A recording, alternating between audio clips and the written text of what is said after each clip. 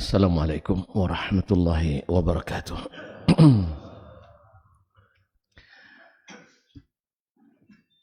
Innal hamdalillah nahmaduhu wa nasta'inuhu wa nastahdihi wa nastaghfiruhu wa natubu ilayh wa na'udzu billahi min shururi anfusina wa sayyiati a'malina. May yahdihillahu fala mudilla lahu ومن يضلل فلا هادي له أشهد أن لا إله إلا الله وحده لا شريك له وأشهد أن محمدا عبده ورسوله يا أيها الذين آمنوا اتقوا الله حق تقاته ولا تموتن إلا وأنتم مسلمون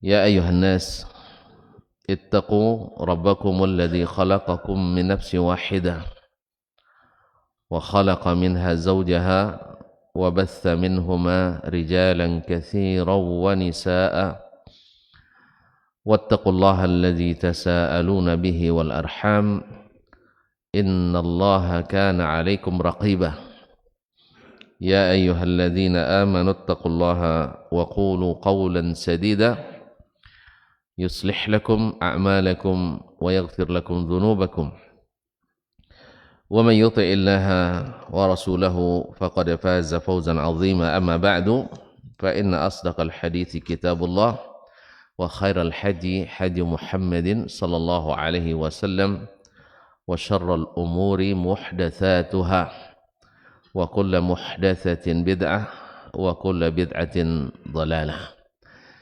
Ma'asyiral muslimin wal muslimat, al-hadirin wal hadirat, wal musyahidin wal musyahidat, awil mustami'in wal mustami'an.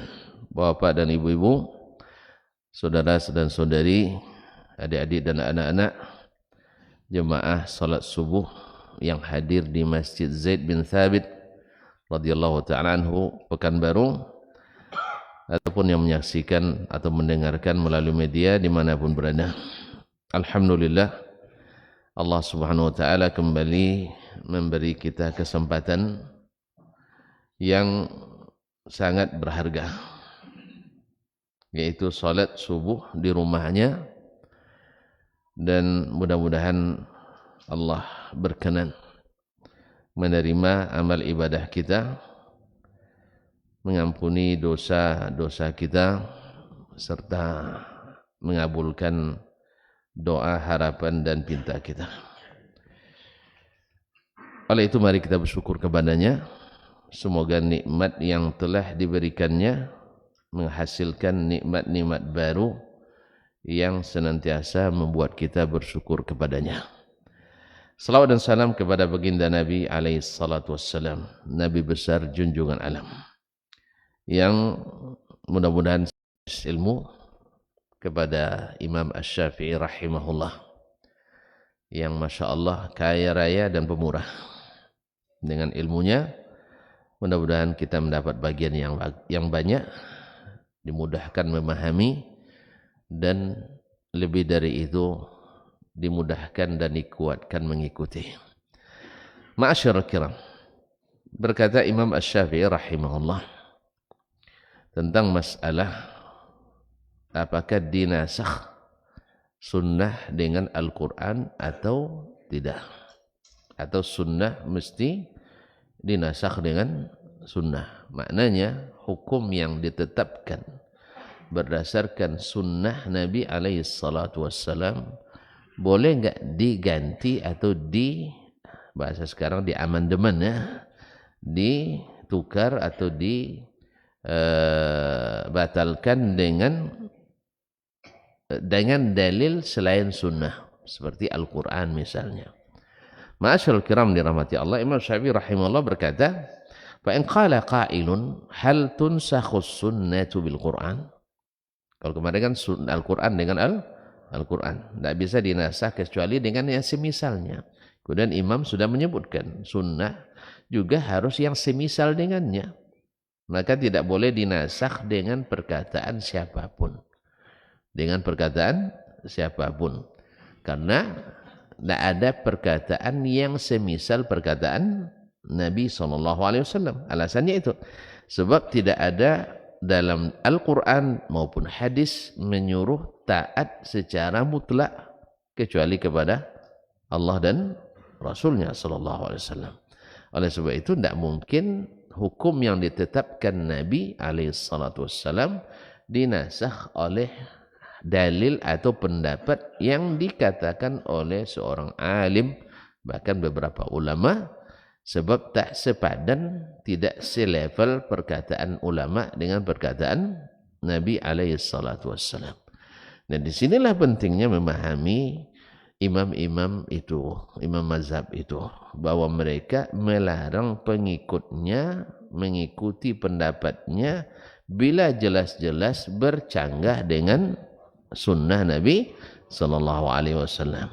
Maka aneh bin ajaib kita dapatkan, tapi bukan sekarang aja, dari dulu, sejak lahirnya ahli taqlidil mazahib, mereka-mereka yang suka taklid buta kepada mazhab, memang selalu mengatakan itu dengan alasan nanti akan disebutkan, kemarin sudah disebutkan oleh Syekh Ahmad Syakir rahimahullah ta'ala, ahli taklid buta ini walaupun pakai juga, kadang-kadang juga mereka bukan orang sembarangan, orang-orang yang hebat-hebat, tapi di sini kenanya karena memang manusia tidak maksum.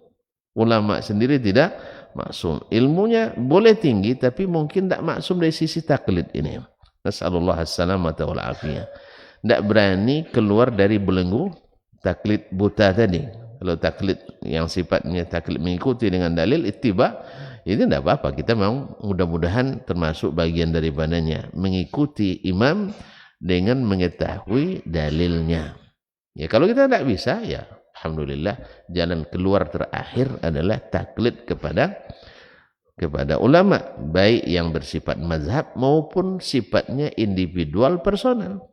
Ini juga disepakati oleh ulama. Orang yang tidak berilmu atau dalam tanda garis miring, orang yang awam, bukan awam ya, tapi awam, itu beda antara awam dengan awam. Ini juga banyak juga salah sebut juga, orang awam katanya. Awam beda dengan awam. Jadi orang awam, kalau awam dalam bahasa kita itu dari ammatun nas, jadi jamaknya awam, bukan awam. Kalau awam dari ama ya umu, auman bahwa awam, jelas. Nah, cari kamus nanti apa artinya. Nah, jadi ini kadang-kadang di lisan kadang-kadang terbawa gitu ya, orang awam, karena ingat Zubair bin Awam, jadi ayahnya Zubair itu orang awam ya, bukan. Jadi awam beda dengan awam, jelas. Jadi yang orang awam itu dari ammah, jadi jamaknya awam, jelas Pak. Terus wajah tajwid lagi ya. Nah, kaum muslimin dan muslimat dirahmati Allah. Jadi gara-gara taklid buta orang yang awam boleh taklid kepada seorang alim yang dia pandang thiqah orangnya dan sesuai ucapan dan perbuatannya, dia percaya kepadanya, dia ikuti. Ini sepakat. Cuman ini kan bukan kedudukan yang mesti dipertahankan. Ini kedudukan kalau bisa dilepaskan. Ya, kedudukan tidak ada gaji, non job itu, non job. Non job mau jadi non job. Taklid itu sama dengan non job gitu. Iya, hanya ngikut-ngikut aja gitu. Ngikut-ngikut aja. Semakin banyak orang seperti ini, nanti semakin banyak persekusi. Terbanyak orang yang membabi buta dalam ini. Makanya sebaiknya dengan ilmu. Makanya umat ini diajarkan berilmu, sedikit demi sedikit, lama-lama jadi sedikit sama sedikit, lama-lama jadi bukit. Iya, sedikit-sedikit. Memang antum tidak dapat langsung dapat semua jadi alim, ya enggak juga. Ya, tapi kita selalu di majelis ilmu dapat sedikit-sedikit. Ya enggak apa-apa, sedikit-sedikit. Rabu belajar ngaji, Kamis potong jenggot. Potong jenggot ya. Oh, potong celana gitu. Jumat panjangkan jenggot. Sehari langsung panjang ya, Masya Allah. Habis itu Sabtu berdakwah, bukan berfatwa ya, berdakwah. Ini bagus nih, daripada antum belajar 10 tahun atau 15 tahun, 20 tahun, celana tidak pernah dipotong, jenggot selalu dipotong. Yang disuruh potong tidak dipotong, yang dilarang potong dipotong. Ini kan sia-sia ngaji, sia-sia ngaji. Lebih baik ngaji Rabu, nah langsung Kamis terbukti, Jumat terrealisasi, dan Sabtu sudah ngajak orang, bukan menghukum orang, tidak, ngajak orang. Jelas ya? Nah, alhamdulillah. Jadi yang gini yang ngaji yang bermanfaat itu, daripada ngaji ya ngalur ngidul kata orang Jawa kan, sana kemari ini tapi tidak ada praktiknya. Wallahu musta'an. Ma'asyiral kiram dirahmati Allah. Kembali kepada hal tunsakhu as-sunnatu bil Quran? Apakah sunnah itu dinasakh dengan Al-Quran? Ini pendapat memang khilaf di antara ulama usul, tapi Imam Syafi'i tegas dalam masalah ini tidak. Dia katakan qila, dikatakan law nusikhatis sunnatu bil Quran, bila dinasakh sunnah dengan Al-Quranul Karim, kanat lin nabiyyi sallallahu alaihi wasallam, salawatlah. Nah, walaupun tak perlu keras tapi gigirnya bergerak, bibirnya bergerak. Nah, ini enggak, kalau dalam hati enggak cukup dong. Kanat lin nabiyyi sallallahu alaihi wasallam fihi sunnatun, mesti ada sunnah Nabi sallallahu alaihi wasallam, tubayyinu, yang menjelaskan anna sunnatahul ula, bahwa sunnahnya yang pertama mansukhatun, dinasakh bi sunnatihil akhirah, dengan sunnahnya yang datang kemudian. Karena nasakh itu mengangkat hukum syar'i terdahulu dengan dalil syar'i yang datang kemudian. Nah, itu diketahui dengan beberapa cara. Bisa diketahui dengan perkataan Nabi sendiri bahwa itu sudah dinasakh dengan ini. Yang kedua, atau sahabat yang mengatakan itu, karena mereka adalah saksi-saksi tasyri', saksi sejarah pensyariatan ini. Atau dengan mengetahui tarikhnya. Tarikh, misalnya sunnah ini dimulai misalnya sejak Nabi datang ke Madinah, misalnya kan.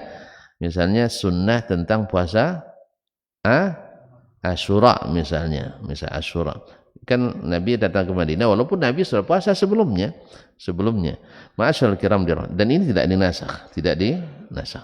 Ma'asyiral kiram dirahmati Allah Subhanahu wa taala, dengan mengetahui tanggal atau kapannya, atau misalnya dengan ini, dengan nikah mut'ah, bahkan di awal-awal dibolehkan Nabi alaihi salatu wassalam, tapi setelah amul fathi, setelah Fathu Makkah, ini tidak dibolehkan Nabi SAW. Jadi antara larangan Nabi yaitu setelah Fathu Makkah dengan pembolehan dari Nabi sebelum Fathu Makkah, ini kan diketahui tanggalnya kan. Ini larangan terdahulu, bolehnya lebih dulu daripada dilarangnya. Berarti yang pertama dinasakh dengan yang kedua. Ma'asyiral kiram, hatta taqumal hujjatu 'alan nas. Kenapa demikian? Supaya ada hujjah yang didirikan atas manusia. Artinya supaya ada hujjah bi anna syai'a yunsakhu bimithlihi, bahwa sesuatu itu dinasakh dengan semisalnya. Sebab nanti kalau tidak semisal dengannya, bahayanya besar, seperti yang akan dijelaskan oleh Imam Syafi'i rahimahullah, dan kemarin sudah kita bacakan perkataan Imam Ahmad Syakir rahimahullahu taala. Fa in qala, kalau dia bertanya lagi, mad dalilu ala ma taqul? Apa dalilnya apa yang kau katakan ini wahai Imam Asy-Syafi'i rahimakallah? Qal فما وصفت من موضعه من الإبانة عن الله معنى ما أراد في فرائضه خاصا وعاما. Dalilnya adalah apa yang telah aku sifati, aku sebutkan, min mawdi'ihi, yaitu posisi Nabi SAW, min al-ibanati anillah. Apa posisi Nabi? Menjelaskan anillah, dari Allah, makna ma arada, makna yang dimaksud dan diinginkan Allah, bi faraidhihi, dengan fardu-fardu, kewajiban-kewajiban yang diturunkannya, khasan wa amman, baik yang bersifat khusus maupun bersifat umum. Di mana tahunya? Dari Nabi alaihi salatu wassalam. mimma wasaftu fi kitabi hadza, termasuk yang sudah aku sebutkan dalam kitabku ini. Pembahasan dulu. Nah, wa annahu la yaqulu abadan li syai'in illa bi hukmillah, yaitu yang sudah kita jelaskan berkali-kali kata beliau, bahwa Nabi tidak mengatakan sesuatu selamanya illa bi hukmillah, kecuali dengan hukum Allah. Nah, sudah berkali-kali jelaskan ya. Bukan sekali ini, sering dia jelaskan Imam Syafi'i rahimahullah. Jadi dia jelaskan bahwasanya Nabi tidak mengatakan sesuatu kecuali dengan hukum Allah tabaraka wa taala. Walau nasakhallahu mimma qala hukman lasanna Rasulullah SAW fima nasakhahu sunnatan. Kalau Allah menasakh di antara apa yang dia katakan sebuah hukum, lasanna Rasulullah sallallahu alaihi wasallam fi manasakhu sunnatan, pasti Rasulullah memiliki sunnah yang menjelaskan nasakh itu. Apa sebab? Karena Nabi berposisi atau punya jabatan untuk menjelaskan apa yang Allah inginkan. Kalau tidak tahu kita dinasakh atau tidak. Tidak tahu kita dinasakh atau tidak. Jangan-jangan hanya ditaksis, jangan-jangan hanya ditaqyid. Jadi kalau ada nasakh pasti Rasul jelaskan. Paham tak? Pasti Rasul jelaskan. Allah saja yang menasakh, Nabi ada sunnahnya dalam masalah itu. Apalagi sunnah yang dinasakh, mesti ada sunnah yang menasakh. Karena tidak mungkin, seperti yang akan dijelaskan dan sudah kita sebutkan kemarin, bahwasanya suatu hukum yang masih berlaku tidak ada dasarnya. Padahal yang lama sudah batalkan. Mungkin tidak ada dalil pembatalannya, boleh?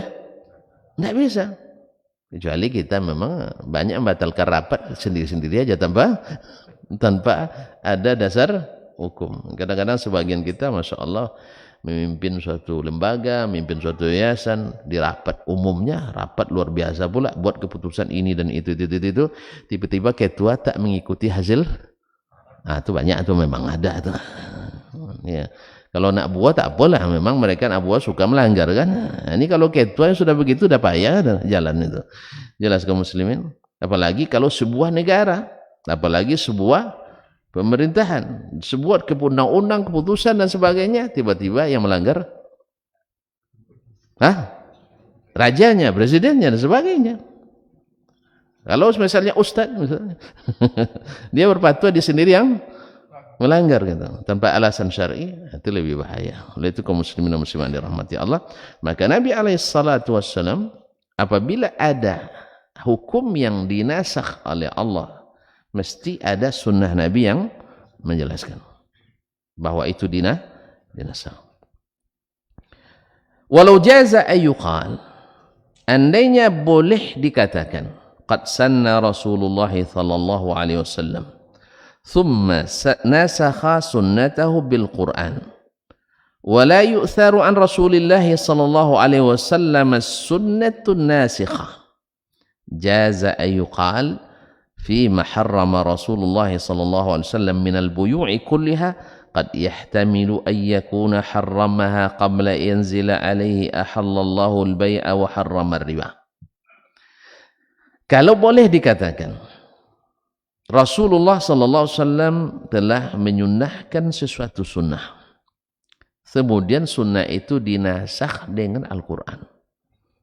Ya, kalau boleh ini dikatakan ada sunnah Nabi yang sudah thabit, lalu sunnah ini dinasakh dengan Al-Quranul Karim. Lalu wala yu'tharu an Rasulillah, tapi tidak diriwayatkan dari Rasulullah sallallahu alaihi wasallam sunnah yang menasakh. Jelas? Yang dinasakh ada, tapi kita katakan ini dinasakh dengan Al-Quran, tapi tidak ada sunnah yang menjelaskan bahwa itu dinasakh. Padahal Al-Quran yang Quran saja dijelaskan dalam sunnah nasakhnya. Ini tidak sunnah dinasakh dengan Al-Quran, lalu tidak ada sunnah yang menasakh, yang membatalkan hukum itu. Kalau ini boleh dikatakan bahaya. Qala al-imam rahimahullah jaza ayyuqal Nescaya boleh pula dikatakan fima harrama Rasulullah sallallahu alaihi wasallam minal buyu'i kulliha, pada segala jual beli yang diharamkan oleh Rasulullah SAW. Ya, boleh dikatakan semua jual beli yang dilarang Rasulullah Sallallahu Alaihi Wasallam. Apa contoh jual beli yang dilarang Nabi? Tidak ada yang tahu rupanya. Hah? Jual beli riba, ya dah. Itu jelas ya. Narkoba, masya Allah, Pak Edi, mantap itu, bagus itu, sesuai. Apa lagi? Sabu-sabu sama, narkoba sabu-sabu juga masih. Jual beli barang yang najis kan tidak boleh kan, dan seterusnya. Atau jual apa lagi? Jual beli orang kan tidak boleh juga kan. Baik. Kemudian jual beli yang ada unsur gharar di dalamnya, tipuan di dalamnya. Rasul melarang juga jual beli rokok. Ini berarti sarih larangan Nabi merokok nampaknya. Tidak ada ini. Kaum muslimin dan muslimat, ini yang maksudnya yang dijelaskan oleh Nabi bi'aini. Ya, misalnya jual emas dengan emas kecuali harus sama, kan itu. Jual perak dengan perak harus sama, jual gandum dengan gandum, jual korma dengan korma mesti sama. Jelas? Dilarang tidak sama oleh Nabi alaihissalatu wassalam. Nah, kalau boleh dikatakan bahwasanya ada sunnah Nabi ini tetap, lalu dinasakh dengan ayat Al-Quranul Karim, tapi tidak disebutkan sunnah yang menasakhnya, orang akan katakan ini larangan ini mungkin. Nah, kan ini pakai mungkin lagi, pakai kira-kira lagi. Makanya jangan pakai kira-kira, mesti nyata. So kira-kira itu banyak yang salah kira. Kalau orang berselisih kan gara saya kira begitu Ustaz katanya. Oh Bapak masalahnya pakai kira, kan saya masih ada kok masih ke kira-kira juga. Kan sering orang menafsirkan perkataan kita, saya kira maksud Ustaz begitu katanya. Ya Allah, awak duduk dekat waktu itu antum kira juga lagi. Banyak yang gitu. Ada orang yang menafsirkan perkataan saya, lalu saya datangi nih. Saya bawa rekamannya. Saya memang dari dulu suka merekam apa yang saya cakapkan. Ini hati-hati Pak, awak cakap dengan saya rekam. Supaya apa? Maksudnya pertama untuk saya murajaah apa yang saya katakan. Yang kedua, bila ada yang komplain bahwa saya mengatakan ini dan itu, saya akan buka rekamannya. Kita pahami bersama. Ya, bahwa ahlinya, kalau perlu ahli bahasa, awak guru bahasa juga dulu, tidak masalah, no? Tapi tidak pandai bahasa. Ini guru bahasa Inggris pandai bahasa Inggris. Tapi orang tidak guru bahasa Inggris pandai bahasa Inggris. Habis pasalnya dia nyusu pakai bahasa Inggris. Dia tidak guru bahasa Inggris, tapi nyusu pakai bahasa Inggris. Paham Pak? Tidak paham. Alhamdulillah. Anak orang Inggris Pak. Anak orang Inggris, tapi dia tidak ngajar bahasa Inggris. Alhamdulillah. Tidak paham?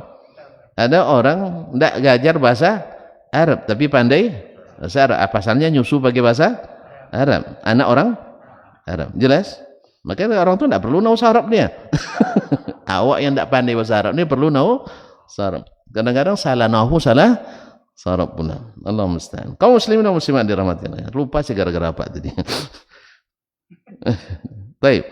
Jadi kalau boleh dikatakan bahwa ada sunnah yang dinasakh tanpa ada sunnah penasakhnya dengan alasan dinasakh dengan Al-Quran, nanti kita katakan seluruh jual beli yang diharamkan Nabi, kita katakan ini mungkin diharamkan sebelum turun ayat ini. Ahallallahu al-bai'a wa harramar riba. Allah menghalalkan jual beli dan mengharamkan riba. Ini kan al-bai'ah. Al-bai'ah itu bahasa Arab alif lam, itu listighraq. Seluruh jual beli Allah halalkan. Jadi selama tidak ada riba di dalamnya, jual beli boleh. Maka jual beli anjing boleh, kan tidak ada ribanya. Kan ada ribanya? Ada riba dalam? Tidak. Jelas? Atau jual ikan dalam air boleh. Kan tidak ada ribanya? Kan ada riba? Termasuk jual beli kan? Kan dilarang ayat ini kan riba aja. Paham? Jelas tuh?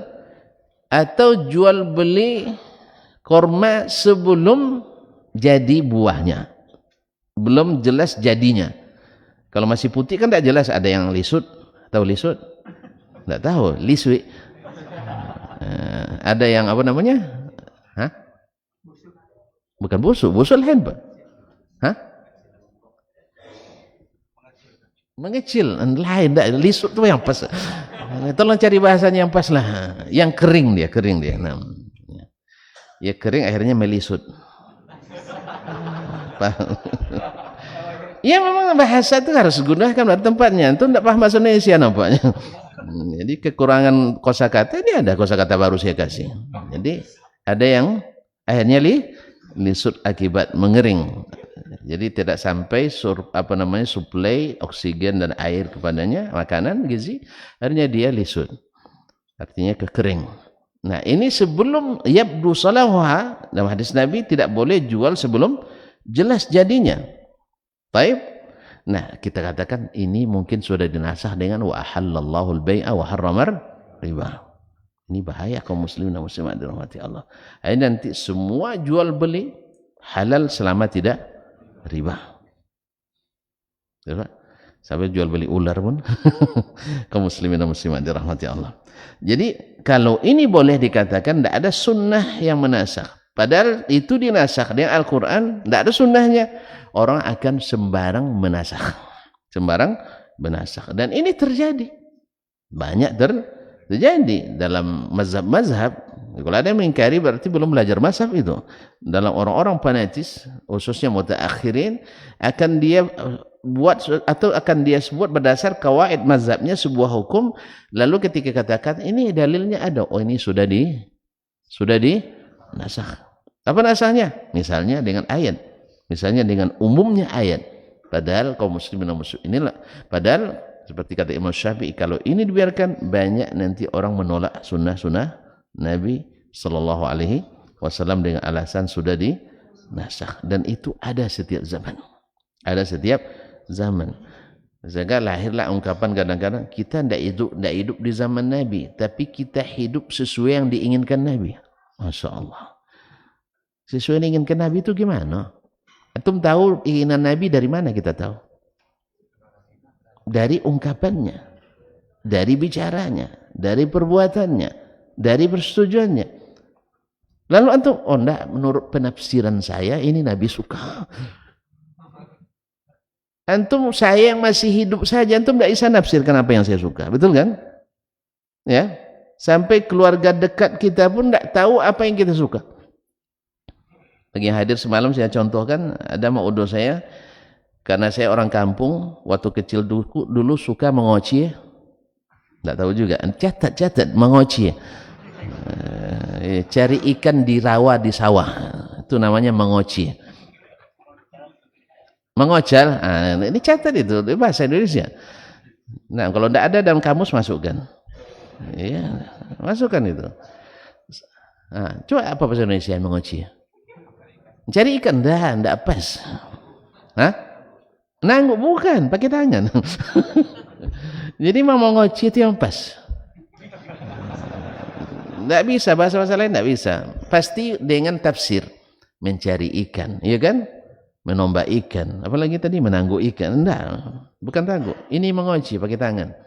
Kadang dapat belut, kadang dapat becat, bocek, gabus.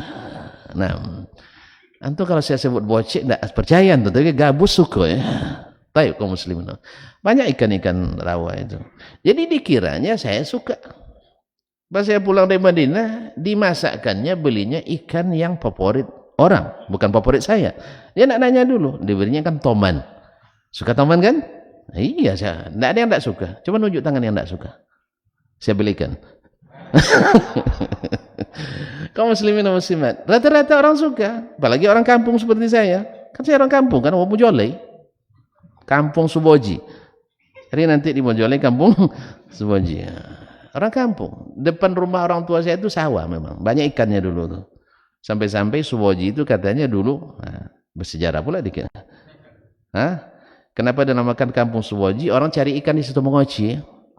Jadi dapat ikan, dia tidak bawa tempatnya, akhirnya digigit, masukkan ke dalam, di mulutnya digigit begini, tiba-tiba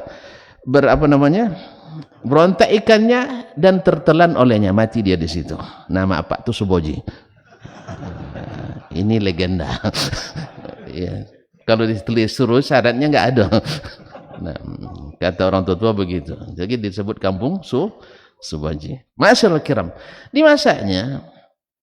Di masa kalau bahasanya ponge, kemudian digoreng, masya Allah, digoreng mesi, garing maksudnya. Iya, saya suka yang mesi itu goreng, yang garing, dibuat sambal pakai asam limau kan sedap sekali. Cuman sayang ketika dihidangkan, saya tidak tahu dia masak, dia tidak nanya dulu kamu suka apa. Kalau sempat dia nanya kan tentu saya bilang kopi tidak bertulang. Ya, saya bukan suka ikan yang cantik-cantik, Pak. Iya. Kan kopi cantik kan? Tidak pernah coba, Bapak. Nah, putih. Nah, indah bentuknya. Kalau tomat? Serem bentuknya. Jadi enggak kayak gitu kurang suka. Saya suka yang senyum-senyum ikannya. Kaum muslimin dan muslimat, akhirnya saya tak boleh makan. Pasalnya saya ndak ajan. Ndak tahu lagi. Ndak suka, ndak doyan, ndak bisa makan. Pasalnya saya tidak bisa makannya. Ini untuk yang masih hidup, antum ndak bisa tafsirkan keinginannya. Sah? Jelas sah? Ini maksud saya. Lalu antum katakan kita hidup bukan di zaman Nabi, tapi hidup sesuai keinginan Nabi. Dari mana antum tahu keinginannya? Tafsiran sendiri, kira-kira tidak masuk, rasa tidak masuk. Makanya seseorang itu diketahui keinginannya dari apa yang dia ucapkan, apa yang dia buat, apa yang dia setujui, dengan baik dengan bahasa lisan maupun dengan bahasa verbalnya, dengan bahasa gerak tubuhnya. Misalnya dia lihat bapak makan, seperti dia lihat sahabat makan biawak kan? Biawak punggu, bukan biawak yang di sini, bukan biawak. Kalau bahasa Buya kami dulu biawak punggu namanya, yang gudi gurun. Oh, kadal gurun, kadrun, kadrun, makan kadrun. Kan lebih baik daripada buaya darat, saya. Orang sana kadrun, orang sini. Makanya jangan cuma orang, tidak boleh cuma orang. Nanti sebab kata Umar, manzala zaidun lana jarran nasu zailah. Manjarra zuyulan nas jarran nasu zailah. Siapa yang cari-cari aib orang, dia aibnya akan terbuka sendiri. Banyak orang narik. Siapa yang narik sarung orang, dia sendiri narik sarung orang ramai-ramai. Nanti orang ramai-ramai tarik sarungnya. Bahaya. Jelas? Jangan tarik-tarik sarung lah. Kadrun. Kadal gurun. Enak itu kata yang suka. Ini kata yang suka. Saya termasuk belum ajan. Belum ajan. Nah, baik kaum muslimin dan muslimat. Jadi kita tidak bisa mengira-ngira apa yang diinginkan Nabi SAW, kecuali melalui apa yang dinisbatkan kepadanya. Dan dinisbatkan kepada Nabi 3. Sunnahnya, perkataannya, perbuatannya, dan persetujuannya. Selebih itu tidak masuk sunnah. Oh, tidak saya kira sunnah, tidak masuk. Ini menurut saya, tidak pakai menurut saya, menurut Nabi SAW. Menurut Nabi, saya paham menurut antum karena antum sampaikan, gitu kan? Maka kita paham menurut Nabi apa yang dia sampaikan. Jangan kira-kira sendiri. Jelas? Tapi kan ada makna tersirat, Ustaz. Makna tersirat itu mesti ada qarinahnya. Tidak bisa main kira-kira saja. Apa misalnya qarinahnya? Qarinah itu bisa benar bisa salah juga. Misalnya qarinah tadi, membaca qarinah tadi, misalnya orang kampung pasti suka ikan rawa, gitu ya. Qarinah ini, betul itu.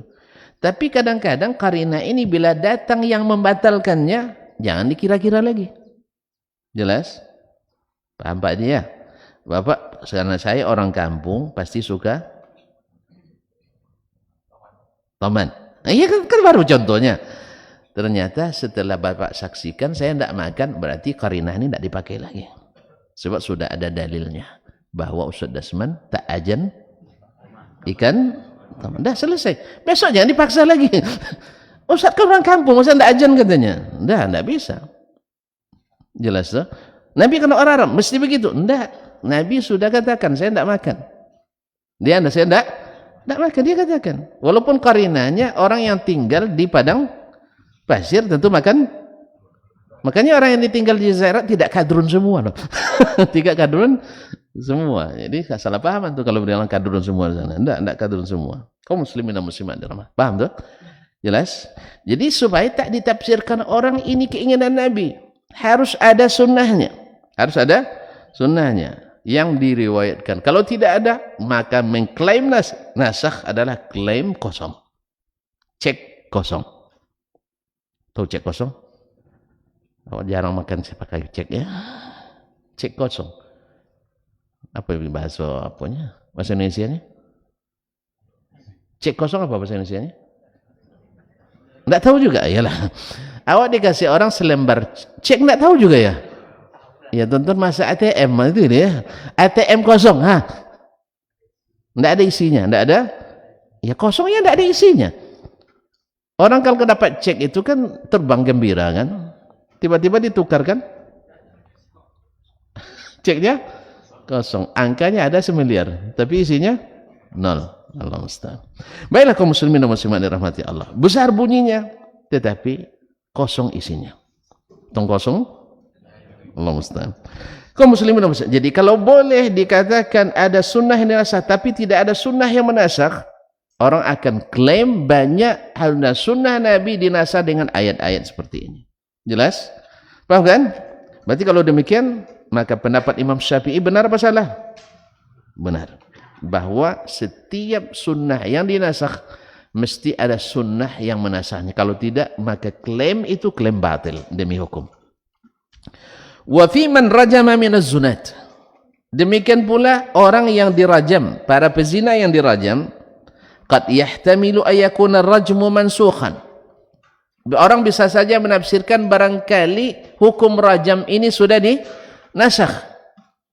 Apa penasahnya? Liqaulillah, yaitu dengan firman Allah tabaraka wa taala, az-zaniyatu waz-zani fajlidu kulla wahidin minhuma 100 jaldah.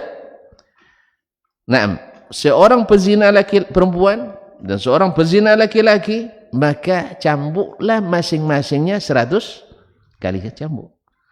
Nanti orang bilang, "Ndak, hukum rajam sudah dinasakh." Sebab ada ayat umum yang mengatakan orang berzina baik laki-laki maupun perempuan, maka rajam dia sampai maka cambuk sampai mati. Cambuk 100 kali. Berarti sudah mulai tidak bangun ya. Nah, kaum muslimin dan muslim. Cambuk 100 kali. Akhirnya dibatalkanlah hukum rajam gara-gara ayat ini. Gara-gara ayat ini. Az-zaniyatu waz-zani fajlidu kulla wahidin minhuma 100 jaldah. Ma'asyarul kiram dirahmati Allah. Dan ini kaum muslimin diingatkan oleh Imam Syafi'i rahimahullah taala, dan memang terjadi. Jadi di sebagian, tapi tidak banyak. Wa fil mashi 'alal khuffain. Demikian pula dengan sunnah Nabi mengusap di atas 2 sepatu. Khuf. Jadi bukan sepatu sembarang ya, sepatu yang dari kulit, khuf. Nah, dan yang semisalnya. Ya. Dan sebagian ulama memasukkan ke dalamnya al-jawrabaini, yaitu kaos. Cuman kaos kaki sebagian mensyaratkan mesti boleh atau bisa dipakai berjalan tanpa sepatu di atasnya. Kalau kaosnya seperti ini boleh diusap. Tapi sebagian tidak mensyaratkan itu. Asal menutup mata kaki, dan bila dipakai dalam keadaan berwuduk dan di saat berwuduk kembali boleh diusap saja. Khususnya di musim dingin. Kalau kita kan tidak bisa usap saus di sini, tidak bisa juga usap, apalagi usap sepatu. Pasalnya ada batas suci. Jadi hebatnya orang Indonesia, masya Allah, membatalkan sunnah ini. Iya, tidak boleh. Makanya washtafel itu tidak boleh dipakai orang berwudu di Indonesia. Apa pasal? nanti naik kaki ke atas, berlumpur pula. Nah, jadi, tapi kalau di luar negeri atau khususnya di Arab Saudi, wastafel itu boleh dipakai untuk berwudu. Pertama, wudunya orang sana hemat air. Kalau wudu orang sini, masya Allah, mandi wudu sama. Wudu binyanya, rupanya 2 ember untuk wudu aja. 2 ember bosa untuk wudu. Kalau orang sana enggak kan, wudu alhamdulillah segelas ini cukup baginya. Ya, apalagi makanya kita kan enggak merasa sulitnya air. Mereka kan merasakan itu. Apalagi di masa-masa sebelum kerajaan Arab Saudi ini berdiri. Ya kalau sekarang masya Allah air kan melimpah kan, karena duitnya melimpah, berkah dari Allah turun karena insya Allah beriman dan bertakwa, menjadikan dasar negaranya Al-Quran dan Sunnah berdasarkan pemahaman as-salafus salih. Nah, tapi sayang Wahabi. Nah, itu masalahnya, sayang Wahabi. Nah, Allah musta'an. Ya fitnah orang. Karena memang banyak yang merasa dirugikan. Dulu kuburan-kuburan sudah jadi objek wisata. Sekarang dibatasi dengan yang boleh, yang syar'i saja. Yang namanya ngalap berkah, insya Allah tak boleh di sana. Apa pasal? Hah? Pasalnya sahabat melarang itu. Umar bin Khattab pernah memerintahkan menebang pohon yang ada di Hudaybiyah. Pasalnya apa? Dah mulai pula banyak yang nengok ke sana. Awalnya nengok bukti sejarah. Kedua, setelah itu ngalap berkah. Ini bahaya, makanya potong saja. Jelas? Dan ini yang diikuti, pemahaman as-salaf ini yang diikuti oleh mereka. Makanya yang suka-suka ngalap berkah merasa tidak berkah ke sana. Karena enggak ada. Karena ngalap berkahnya kita disunahkan ke Masjidil Haram, ke Masjid Nabawi, gitu ya. Atau ke Masjid Quba atau masjid-masjid manapun. Alhamdulillah kalau antum di masjid turun barakah. Jadi ngalap berkah jangan ke kuburan. Dan ini yang dibatasi oleh mereka sehingga dituduhlah sebagai gerakan Wahabi. Nah, datang fitnah-fitnah yang luar biasa. Nauzubillah. Lisan-lisan yang tukang fitnah banyak. Walau belajar akidah Wahabi jadi zombie. Ini orang ketika datang ke sana melihat pendak ya, merem aja kali ya. Atau jangan telinganya disumbat. Ketika seperti ini masa jahiliyah dulu, orang-orang sumbat telinganya kalau bila ke Mekah, takut dengar Nabi alaihissalatu wasallam. Kalau disumbat telinganya tidak masuk memang. Ya, tidak masuk. Wa idza qara'tal Qur'ana ja'alna bainaka wa bainal ladzina la yu'minuna bil akhirati hijaban mastura. Jadi tidak paham Al-Quran. Alhamdulillah, ya siapapun baik yang pro Wahabi maupun yang kontra Wahabi, bila datang ke negeri Wahabi menikmati aman dan nyamannya negeri Wahabi. Betul apa enggak? Oh, enggak, tanyalah TKI kita banyak di sana kan. Iya. Kalau dibilang ada apa yang ininya masalah pelanggaran, kalau itu enggak payah nyari di sini lebih banyak. Antum nak sebut kasus pemerkosaan, mana yang banyak di sana apa sini? Serius ini. Alhamdulillah koran di sana jarang. Dia harus secara umum jarang ada berita kriminal. Sekali-sekali. Ke kita?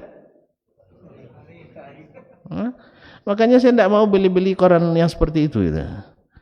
Kalau antum beli nanti anda berani antum pergi kemana-mana. Kejahatan terus. Jadi apa yang ada di sedikit di sana banyak semuanya di sini. Ya, yang ada sedikit di sana banyak di sini. Kan ada yang di sana ada bioskop kan ya. Bioskop tertutup misalnya, ilegal. Di sini kemana melangkah untuk ada bioskop. Kenapa bilang? Iya, yang namanya pelanggaran pasti ada. Mohon maaf, di zaman Nabi saja ada pelanggaran. Hidup Nabi SAW. Cuman bedanya mereka yang melanggar cepat-cepat bertaubat. Kalau kita enggak, cepat-cepat dibela-belain. Allah musta'an. Kau muslimin dan muslim, kembali ke sini. Kok sampai situ tadi sih? Gara-gara duit banyak. Nah, gara-gara mengusap di atas sepatu. Jadi kalau seandainya boleh nasakh tanpa sunnah, nasakh sunnah tanpa sunnah, nanti orang akan mengklaim bahwa mengusap di atas atau mengusap sepatu itu dinasakh dengan ayat wudu. Nasakhat ayatul wudu al-masah. Orang akan klaim lagi ini menyapu ini dulu sebelum turun ayat ya ayyuhallazina amanu idza qumtum ilas salati faghsilu wujuhakum wa aydiyakum ilal marafiq wamsahu bi ru'usikum wa arjulakum ilal ka'bain. Ini sudah menasah sunnah menyapu di atas sepatu. Jelas? Wa jaza ayyuqal. Dan boleh pula nanti dikatakan, kalau masih boleh dikatakan ada sunnah dinasakh dengan Al-Quran tanpa ada sunnah yang menjelaskan, kata beliau, la yudra'u an sariqin saraqa min ghairi hirzin wa sariqatu aqallu min rubu'i dinar. Demikian juga nanti orang yang setiap pencuri akan dipotong tangannya. Tidak bisa dihilangkan hukum ini dengan apa? Baik mencuri dari tempat yang tidak disimpan. Misalnya orang ngambil harta kita yang tidak kita pelihara. Dia potong tangannya? Enggak. Ya, ketemu dia emas milik kita satu batang. Enggak kita simpan di tempat sepatu, diambilnya. Maka yang seperti ini enggak dipotong. Ya, enggak potong tangan. Jelas? Jelas ya? Tapi bukan berarti boleh, jangan salah paham ya. Jangan berarti paham, mungkin hukum lain ada. Tapi tidak sampai potong tangan. Sebab Nabi SAW mensyaratkan mesti mencuri min hirzin. Maka kalau ada yang curi durian, jangan potong tangannya. Kecuali curi durian dalam kulkas 1 ton. Iya, kan 1 ton. Harganya mesti tidak kurang dari rubuk dinar. 500. Rubuk dinar berapa harganya? Lebih kurang 750.000 atau 700.000 sekarang. Ya tak? Tidak kurang harganya dari 700.000. Lalu dicurinya dari kulkas kita. Tapi kalau hanya 1 buah, jangan potong tangannya enggak. Apalagi potong lehernya, na'udzubillah. Ini kadang-kadang pencuri ayam, na'udzubillah. Bahkan ada yang nyuri, bukan nyuri, dituduh mencuri ampli bekas. Padahal milik dia sendiri ya. Allah musta'an. Sampai mati, na'udzubillah. Inilah hukum di kita. Rubuk dinar. Wasariqatu aqallu min rubu' dinar, dan curiannya itu kurang dari 1/4 dinar. Ini kan tetap dipotong orang. Curi dari manapun dipotong, dan curian dalam sekecil apapun nominalnya tetap dipotong. Apa pesan? Orang klaim dinasakh dengan ayat was-sariqu was-sariqatu faqta'u aydiyahuma jazaa'an bima kasaba nakalan minallah. Al-Maidah ayat 8. Yaitu pencuri laki-laki dan pencuri perempuan, potong tangan keduanya. Alasannya sudah ayat ini menasakh. Ini bahaya. Li'anna ismas sariqah yalzamu man saraqa qalilan wa katsiran. Karena nama mencuri lekat pada orang yang mencuri banyak ataupun sedikit. Kan pencuri namanya. Sampai pencuri hati pun disebut.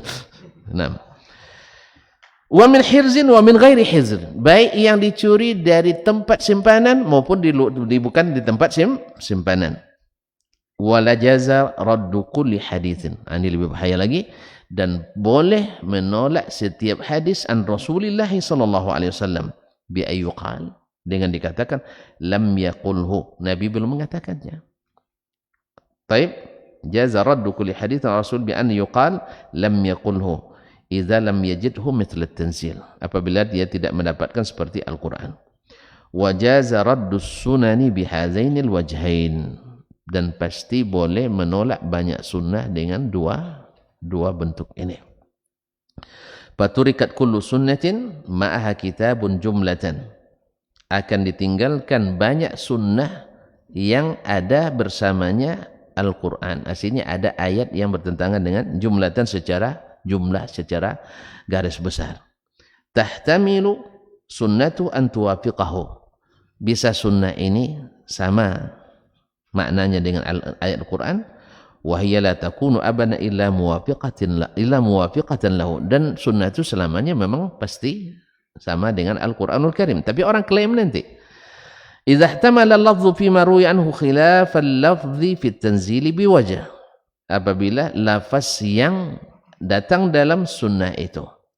Mungkin yang diriwayatkan dari Nabi mungkin menyalahi lafaz yang ada dalam Al-Qur'anul Karim. Maknanya, aw ihtamala ay yakuna fil lafzi anhu aktsaru mimma fil lafzi bitazil, atau mengandung makna yang lebih banyak dari apa yang ada dalam ayat Al-Qur'anul Karim. Wa in kana muhtamilan ay yukhalifahu min wajh, walaupun mungkin dari satu sisi sunnah itu akan berbeda dengan Al-Qur'an dari sisi umum dan khususnya, atau dari sisi mutlak dan muqayyadnya. Nah, wa kitabullahi wa sunnatu rasulih tadullu ala khilafi hadzal qaul wa muwafiqatun ma qulna. Dan kitabullah serta sunnah Rasulullah SAW membuktikan pendapat yang membolehkan nasakh, ya, membuktikan bahwa pendapat yang membolehkan nasakh sunnah dengan Al-Quran itu keliru. Wa muwafiqatun lana, dan bahwasanya Al-Quran sunnah menyaksikan bahwa pendapat kita lah yang benar, kata Imam Asy-Syafi'i rahimahullah. Dalilnya dari Al-Quran dan hadis Nabi SAW. Wa kitabullahi al-bayanul ladzi yushfa bihi minal ama. Dan Al-Quranul Karim adalah keterangan yang menyehatkan orang dari kebutaan. Wa fihi dalalatu ala mawdi'i Rasulillah sallallahu alaihi wasallam min kitabillah wa dini, dan di dalamnya terdapat dalil tentang posisi Rasulullah sallallahu alaihi wasallam dari Al-Quran, dari kitabullah dan agamanya. Artinya apa posisi Nabi ketika berhadapan dengan Al-Quran dan dalam agama ini. Maka posisi Nabi adalah menjadi penafsir dan penjelas. Makanya kalau ada yang bilang belum jelas dengan sunnah, berarti memang perlu lagi belajar banyak sunnah. Karena memang, kata Imam Syafi'i juga, tidak ada satupun alim yang menguasai seluruh sunnah. Jadi kalau antum belum jelas dengan sunnah, belajar lagi tentang sunnah. Sebab, seperti kata sebagian ulama, idza arabta sunnata arabtal bid'ah. Kalau kau tahu sunnah, pasti paham mana yang bid'ah. Tapi idza araftal bid'ah la tafhamu sunnah. Kalau kamu tahu bid'ah, kamu tidak akan paham mana sunnah. Kalau saya menganalogikannya seperti ujian, kalau tahu jawaban yang benar, pasti tahu mana yang salah. Tapi kalau tahu jawaban yang salah, tidak tahu mana yang benar, mana yang salah. Maka hafallah yang benar, ikutlah yang benar.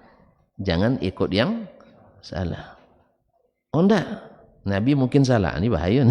mungkin salah. Oh enggak, Ustadz mungkin salah paham terhadap sunnah. Saya lebih paham. Ya paham tadi kita tahu. Kaum muslimin, dari mana antum paham makna yang diinginkan Nabi? Dari perkataan Nabi, dari perbuatan Nabi, dari persetujuan Nabi. Jangan cari dari yang selain Nabi. Memahami sunnah Nabi SAW. Karena jelas sekali. Kecuali hal-hal yang tak pernah terjadi di zaman Nabi, terjadi di zaman ini. Dan itu bermacam-macam. Ada yang ada sebenarnya di zaman Nabi, tapi sengaja ditinggalkan Nabi. Maka berarti tidak masuk sunnah Nabi SAW. Contoh konkretnya Nabi SAW di zamannya banyak orang mati. Betul? Banyak orang mati? Atau tidak ada? Selama Nabi berdakwah di stop mati. Ada orang yang selama mati? Ada, alhamdulillah. Berarti ada enggak sunnah Nabi dalam masalah menghadapi orang mati? Ada? Ada enggak? Tapi bukan dari sisi cara mengangkatnya pakai mobil ambulan kah atau pakai onta, atau itu bukan itu.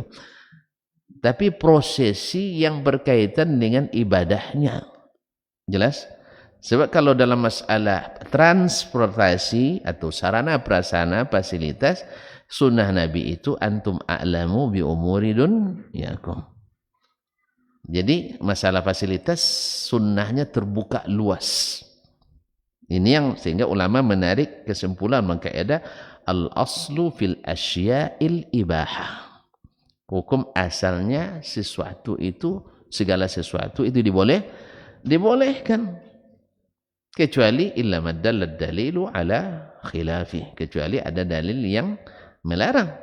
Makanya kalau untuk urusan dunia ada yang melarang, tuntut dalilnya. Mana dalil yang melarang? Jangan tuntut mana, ada nggak dalil pakai HP? Tidak ada dalilnya, karena dalilnya antum alamu bi umur dunyakum. Nabi serahkan, bukakan ini semuanya. Tapi kalau dalam masalah ibadah, Nabi tidak terima semua bentuk ibadah yang dibuat oleh sahabat. Yang salah paham. Ini kadang-kadang banyak yang dicarinya contoh-contoh hadis-hadis takriri. Dan memang banyak hadis takriri. Dibuat sahabat dulu, lalu Nabi takrir. Ini sunnah, saya bukan bid'ah ini. Karena antum masih lupa juga ya. Bid'ah itu baru ada kapan? Kapan ada bid'ah? Setelah Nabi. Zaman Nabi ada bid'ah? Enggak. Makanya Nabi takkan pernah bilang kamu ahli bid'ah. Tidak ada. Jelas? Jelas ya? Nah, bid'ah itu adanya setelah Nabi alaihissalatu wassalam. Nah, ketika ini dirubah, dibawa ke zaman Nabi, nanti akhirnya bid'ah dibolehkan oleh Nabi. Nah, ini bahaya. Kalau bid'ah dibolehkan Nabi, untuk apalah agamanya sempurna lagi? Untuk apa Nabi mengatakan semua yang Allah perintahkan, aku sudah perintahkan. Semua yang Allah larang, aku sudah larang. Jelas? Makanya kaidah dalam masalah dunia, al-aslu fil asya' al-ibahah. Sebaliknya dalam masalah ibadah, kebalikan itu. Semua ibadah terlarang. Kecuali ada dalil yang membolehkannya. Jadi terbalik nanti. Ustaz, ini ibadah ini mana dalilnya? Antum mana dalil yang melarang? Nah, kan itu ya, terbalik. Yang dicari dalil yang membolehkan. Jelas ya? Nah, jadi orang mati di zaman Nabi ada apa enggak? Ramai. Berapa orang? Ribuan, tapi belum catat ya. Dicatat ulama, antum yang enggak tahu. Saya juga enggak tahu jumlahnya. Kaum muslimin dan muslimat. Misalnya di Uhud, berapa yang meninggal? 70. Sah? Di Badar? Lupa. 14. Baik. Dan seterusnya. Ada enggak orang Madinah meninggal? Ada enggak orang Madinah yang meninggal? Ada. Ada enggak keluarganya? Ada. Bahkan Hanzalah baru menikah, malam pertama dia meninggal. Karena harus dihibur sebenarnya kan? Betul ya? Tapi ternyata Nabi yang menyuruh kita baca Quran banyak. Nabi yang nyuruh kita takziah ke rumah orang meninggal. Nabi yang nyuruh kita untuk bersedekah. Nabi yang bolehkan kita bersedekah untuk orang yang meninggal. Jelas? Tak satu pun riwayat mengatakan Nabi, ayo kawan-kawan baca Quran ke rumah Ja'far misalnya. Kan Ja'far kan di perang Mu'tah. Syahid kan? Terus ke rumah siapa lagi? Ke rumah jangan Utsman meninggal setelah Nabi. Ke rumah Hamzah. Terus lagi ke rumah Jabir bin Abdullah, kan ayahnya syahid di Uhud, dan seterusnya. Padahal mereka lebih membutuhkan itu. Awak mati normalnya kan, ini mati syahid. Perlu dihibur. Ayo kita ngumpul sana lah. Ya, sembang-sembang kita di sana. Daripada sembang-sembang kosong, lebih baik baca Al-Quran. Lebih baik tahlilan. Karena baca tahlil itu pintu surga terbuka. Alhamdulillah. Tak ada pula Nabi yang mengatakan itu. Dan itu mungkin tidak dilakukan di zaman Nabi. Mungkin sekali. Tidak ada halangan. Antum bilang Nabi sibuk. Tidak selama Nabi sibuk kan. Kan tidak perang terus kan. Ada perang terus? Tidak. Oke lah Nabi pergi perang. Atau sahabat sebagian pergi perang, sebagian kan masih ada. Hidupkanlah malam-malam itu. Malam ketiga. Malam ketujuh. Dan seterusnya. Tidak ada. Berarti ini sesuatu yang sengaja ditinggalkan Nabi SAW. Maka kita katakan nawaitu, saya bersengaja pula meninggalkannya. Jelas ya? Kadang-kadang orang tidak menarik kesimpulan bukan dengan Nabi memahami, tapi paham sendiri. Baik, menyuruh orang mati sunnah apa tidak? Sunnah. Baca Quran sunnah apa tidak? Sunnah. Baca tahlilan sunnah apa tidak? Sunnah. Beri makan orang sunnah apa tidak? Sunnah. Menggembirakan keluarga yang meninggal sunnah apa tidak? Sunnah. Terus di mana dilarang tahlilan? Di mana? Pahami hadis Nabi sesuai dengan yang yang dia inginkan. Kita tahu keinginan seorang dari ucapannya. Ingat baik-baik itu. Dari ucapannya, dari perbuatannya, dari sikapnya. Bagaimana dia menyikapi. Kadang ayah kita kan di rumah kadang-kadang kan tidak banyak cerita dia. Tapi kalau dia tidak suka pasti dia sampaikan. Nah, kalau dia tidak suka, kalau dia suka dia diamkan. Berarti tengok aja. Kalau suka diamnya mukanya tetap biasa, berarti dia tidak ada masalah. Teruskan. Tapi diamnya mukanya merah padam, dia diam juga tapi merah padam, berarti Pak ini bahasa verbal. Nah, ini yang kita tahu dari Nabi SAW. Jelas? Jelas tuh saya? Makanya hukum asalnya ibadah itu dilarang kecuali ada dalil yang bolehkan. Dan hukumnya segala sesuatu Nabi bukakan pintunya. Yaitu halal kecuali ada dalil yang melarang. Jangan dibalik-balik itu. Wallahu ta'ala alam. Nah, supaya tidak diklaim orang nanti ini dinasah dengan hanya ingin ketafsiran sendiri. Kita hidup di, artinya kita tidak hidup di zaman Nabi, tapi kita hidup sesuai yang diarahkan Nabi. Kita tuntut mana arahan Nabi itu. Bawa sini perkataannya dan tafsirkan dengan perbuatannya atau dengan sikapnya, itu persetujuannya. Kalau enggak ada berarti antum mengada-ngada tadi, mengira keinginan Nabi alaihissalam. Sama juga dengan keyakinan Nabi alaihissalam. Oh, ini keyakinan Nabi. Dari mana antum tahu keyakinannya kalau bukan dia yang sebut? Antum tahu yang gaib? Tahu yang gaib? Nabi itu ahli ta'wil, kata auzubillah. Auzu ahli tafwid. Nabi tidak tahu makna yang disebutkan Allah tentang sifat-sifat Allah.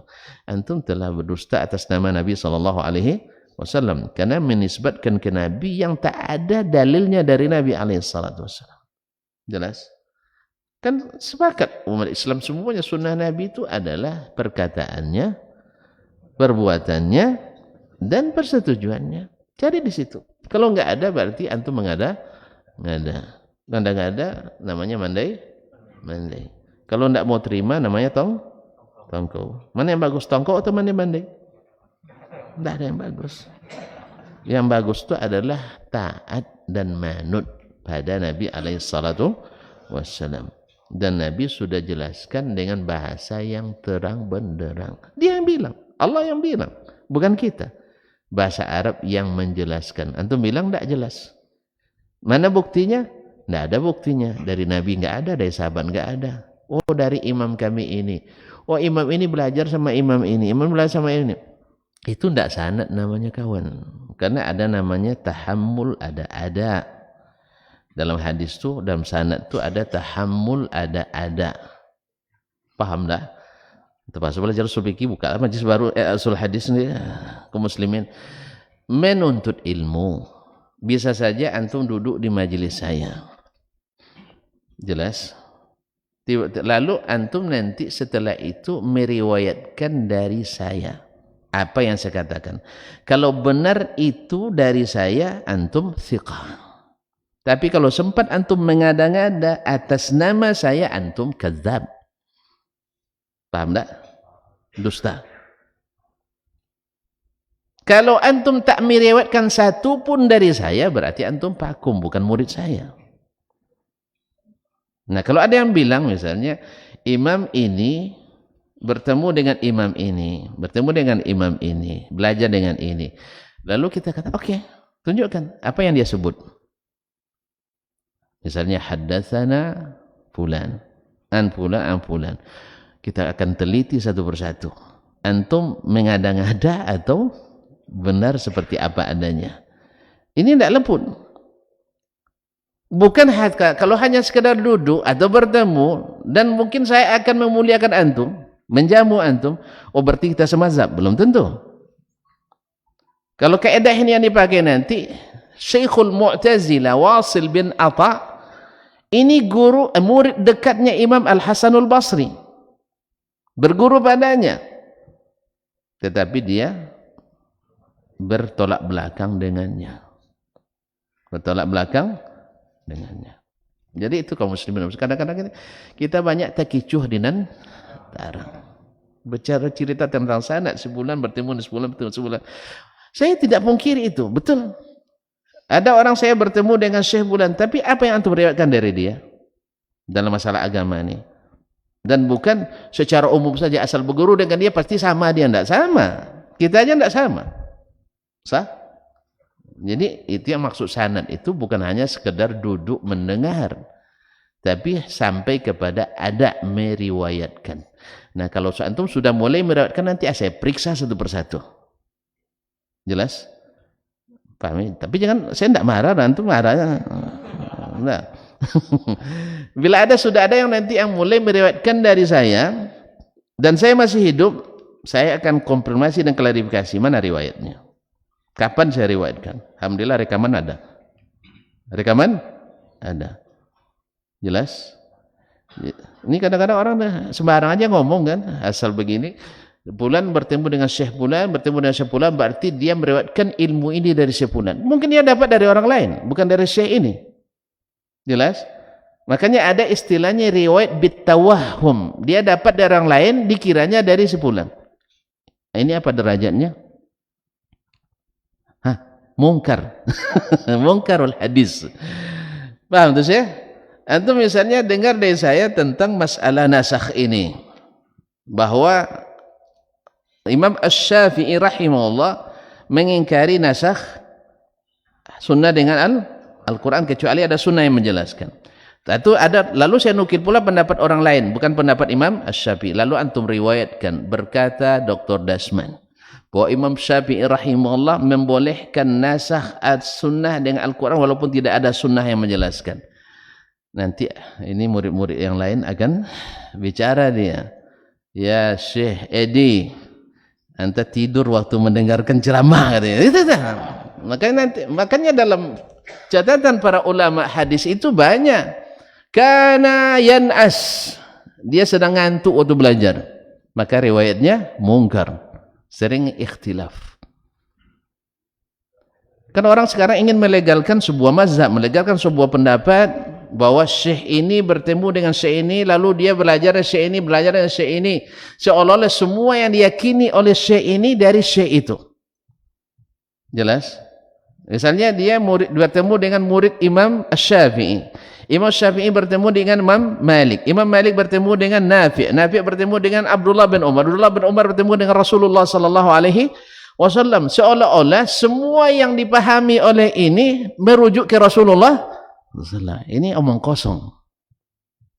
Kalau gitu nanti saya klaim nanti semua yang saya katakan dari Rasulullah SAW. Saya punya sanad sampai ke Rasulullah SAW. Saya alhamdulillah punya sanad sampai ke Rasulullah SAW. Nanti semua yang saya pendapat saya ini dari Rasulullah. Kalau ini modelnya begitu nanti. Semua yang saya pahami ini dari Rasul. Enggak. Kalau antum nanti katakan, Ustaz bilang itu dari Rasulullah, buktikan. Mana dalilnya?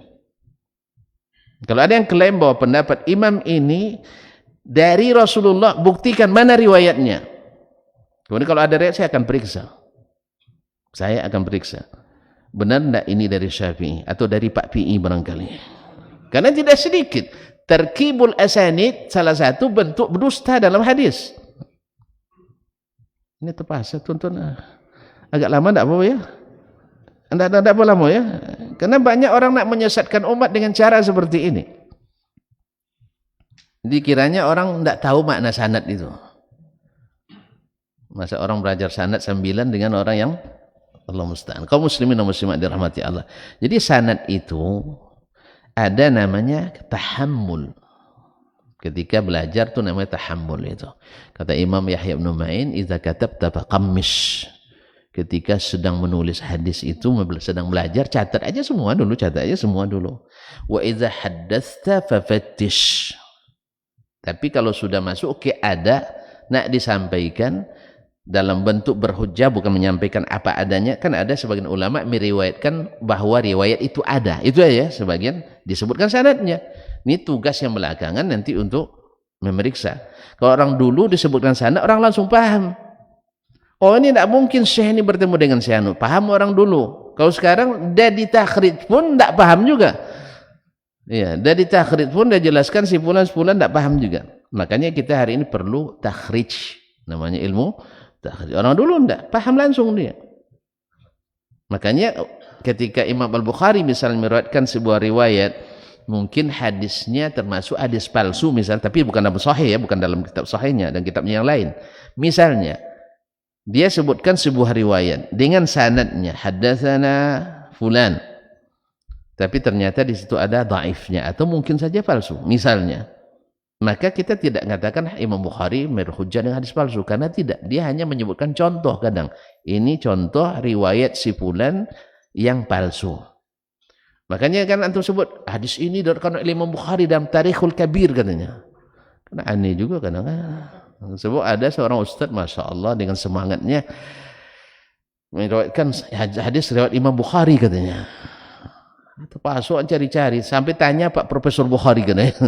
Nah, dia bilang ada seorang sahabat bernazar nyembeli sapi, lalu tak sanggup, akhirnya ngadu ke Nabi. Kan mantap ceritanya ini kan. Yang cerita sekarang ini bagus kan. Ya Rasulullah, saya bernazar nyembelih sapi tidak sanggup. Kata Nabi, nanti kamu sholat bersama kita. Selesai sholat nanti kamu langsung tegak dekat pintu. Ada yang keluar sebelum selesai zikir bersama. Paham? Sebelum selesai zikir bersama nanti siapa yang keluar tangkap itu sapi itu. Nah, ini kalau hadis ini dipahami secara tekstual oleh orang, disembelih orang di masjid nanti. Tapi hadis palsu tadi, paham ya? Tapi dia menisbatkan kepada Imam Al-Bukhari. Akhirnya jemaah nanya ke saya, Ustaz, betul hadisnya Ustaz? Awak feelingnya langsung bilang enggak mungkin. Bilang enggak mungkin. Pertama dia disuruh, dia sendiri enggak zikir bersama kan? Karena tegak dekat pintu sapi juga itu. Kemudian Nabi gara-gara zikir bersama boleh nyembelih, ini mustahil. Ya, mustahil. Apalagi karena sudah terlalu banyak kita baca hadis dan ini tidak pernah ada. Bab-bab zikir alhamdulillah kita sudah baca semuanya hadis-hadisnya. Walaupun tak hafal semuanya, ada juga yang lupa. Tetapi tidak pernah terlintas hadis ini. Tiba-tiba Sahih Bukhari pula katanya kan? Apa katakannya Sahih Bukhari? Paksalah buka lagi Sahih Bukhari, buka lagi kitab-kitab Imam Bukhari yang lain, mana tahu. Mana tahu terselip di situ. Alhamdulillah sampai saya tanya ke syekh saya di Madinah, syekh langsung pastikan itu hadis palsu sayang katanya. Tidak usah ragu itu hadis palsu. Alhamdulillah. Ya, baru saya jawab. Kadang-kadang kan manusia ini macam-macam. Mungkin dia terlintas dalam koran dibacanya tertulis di situ Bukhari, padahal maksud penulis Al-Bakri. Nah, mungkin Al-Bakri tertulis kan ada kan otomatik korektor itu kan ada kan? Ini mohon maaf kalau ada nanti WA saya yang salah. Sebab ada seorang ibu yang nulis WA ke seorang ustaz.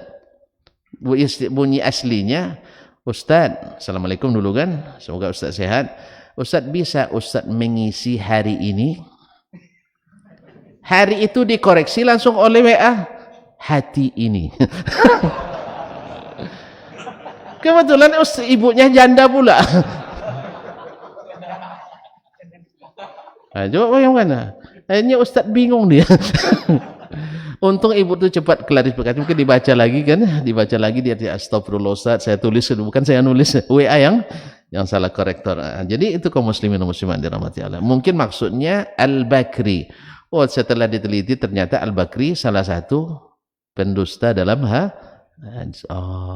dapat oleh dia Al-Bukhari. Mungkin wallahu alam, saya tidak tahu di Al-Bakri pun saya tidak temukan, tapi yang penting sampai saya minta tolong ke Syekh Google pun saya minta tolong ya, tapi tidak ketemu.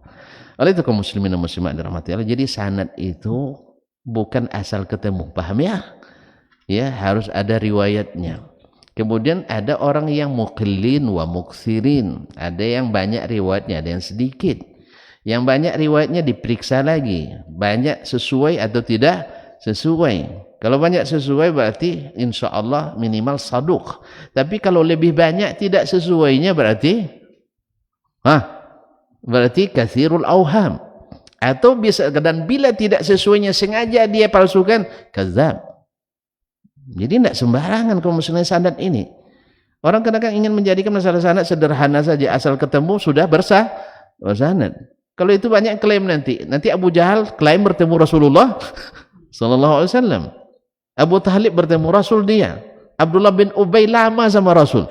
Sampai setiap Jumat sebelum Nabi naik ke mimbar, dia dulu yang bertegak di sini. Tapi jangan salah paham, ini nuduh pengurus bukan. Iya, dia dulu yang berpidato di sini. Apa katanya? Ayuhan nas. Bahasanya luar biasa, retorikanya. Ini Rasulullah. Nikmat yang Allah berikan kepada kalian. Terus rawahu Abdullah bin Ubay. Mau antum terima? Mau antum terima? Enggak. Jadi sanad itu bukan hanya sekedar bertemu, bukan hanya sekedar berguru. Thabit berguru, betul. Tapi mana yang dia riwayatkan dari gurunya? Kan itu sebenarnya. Anda misalnya mengklaim Thabit sanad saya sampai ke Imam Syafi'i misalnya. Tidak semua yang saya katakan mesti dari jalur Syafi'i. Mungkin sebagiannya dari pendapat dari Pak Pi'i. Lalu saya nisbatkan pada Imam Syafi'i. Jelas Ustaz? Kalau tidak paham saya ulang lagi, saya tambah lagi, resikonya tambah waktu. Sebab orang subhanallah, kadang kebanyakan kita kan ngangguk-ngangguk aja. Dah terang tapi tak kicurinan terang. Lampu hidup tapi mata sakit. Itu masalahnya. Kadang-kadang hilang patut deka 7. Jadi belajar sanad lagi Pak Edi. Nanti kita baca mustalah hadis ya. Masyaallah. Jadi biar kita tidak tak kicurinan dan terang. Ini banyak yang mau sengaja pula terkicurinan tarang. La haula wala quwata illa billah. Kaum muslimin dan muslimat dirahmati Allah. Cukup begitu ya. Cukup gitu. Berarti intinya sunnah kalau dinasah dengan sunnah mesti ada sunnah yang menasahnya. Tidak bisa hanya dengan kira-kira dan rasa. Makanya kaum muslimin dan muslimat, ilmu sunnah ini ilmu pasti. Nah. Mesti ada yang, kalau ada Al-Quran yang menasaknya tidak cukup. Mesti ada sunnah yang menjelaskan itu dinasakh. Berarti nasahnya tetap dengan sunnah. Jelas? Sebab kalau tidak itu, orang akan klaim nanti. Banyak sunnah yang dibatalkan dengan ayat-ayat yang bermakna umum tadi. Ayat yang bermakna umum. Sebagaimana sekarang orang membuat sunnah baru dengan dalil ayat-ayat umum. Padahal bukan itu yang dimaksud oleh Nabi SAW. Dan ini yang dikhawatirkan oleh Imam Asy-Syafi'i rahimahullah. Dan memang terjadi. Seperti yang disebutkan oleh Imam Ahmad Muhammad Syakir, seorang ulama besar dari Mesir. Ma'asyarul kiram dirahmati Allah. Semoga Allah SWT berikan kita ilmu yang bermanfaat, amal yang saleh, dan doa yang diterima, serta ketaatan yang diberikan taufik. Wallahu ta'ala alam. Wassallallahu ala nabiyyina Muhammad wasallam. Mohon maaf dan terima kasih. Subhanakallahumma bihamdik, asyhadu an la ilaha illa anta, astaghfiruka wa atubu ilaik. Wassalamualaikum warahmatullahi wabarakatuh. Majtama'a qaumun fi baitin min buyutillah yatluna kitaballah wa yatadarasunahu fima bainahum illa nazalat alaihimus sakinah wa ghasyiyatuhumur rahmah wa haffat bihimul malaikah wa dzakarahumullahu fiman indah. Tidaklah suatu kaum duduk di salah satu rumah Allah membaca ayat-ayat Allah dan sama-sama mempelajarinya kecuali turun kepada mereka as-sakinah, ketentraman dan kenyamanan, wa ghasyiyatuhumur rahmah, dan mereka diliputi pula oleh rahmat, kasih sayang dari Allah Subhanahu wa taala, wa haffat bihimul malaikah, dan mereka pun dikelilingi oleh para malaikat karena malaikat suka majlis-majlis zikir dan ilmu. Wa dzakarahumullahu fiman indah, dan Allah akan banggakan sebut-sebut mereka di kalangan malaikat-malaikat yang ada di sisinya di masyarakat atas. Mudah-mudahan kita termasuk yang sering disebut-sebut di sisi Allah di kalangan para malaikat, dan di akhir majlis ini mudah-mudahan kita pula mendapatkan seperti yang tersebut dalam hadis qudsi, qumu maghfuran lakum, silahkan berangkat meninggalkan majlis ini dalam keadaan diampuni dosa-dosa kalian.